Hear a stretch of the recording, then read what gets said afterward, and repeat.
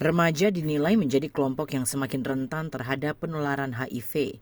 Di fase pencarian jati diri, pergaulan yang tidak terkontrol, dan kurangnya pemahaman tentang kesehatan reproduksi dapat meningkatkan resiko.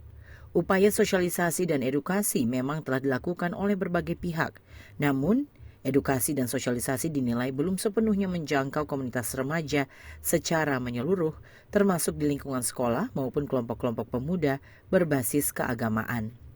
Ahli kesehatan masyarakat Wilma Mamuli menegaskan, pendekatan preventif harus diperluas dan tidak lagi memandang isu HIV sebagai hal yang tabu untuk dibicarakan di ruang-ruang edukatif. Menurutnya, edukasi harus diberikan secara menyeluruh kepada seluruh remaja, baik yang beresiko maupun yang belum terpapar, agar pencegahan dapat berjalan efektif.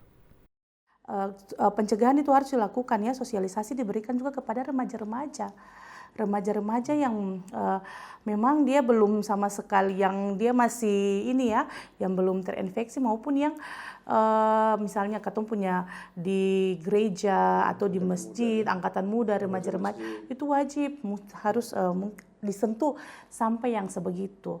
Jangan katong bilang bahwa HIV/AIDS ini tabu atau apa, itu salah. Karena ketika pemahaman itu tidak diberikan kepada remaja, maka remaja ini angka kasusnya akan semakin tinggi dari kalangan remaja ini.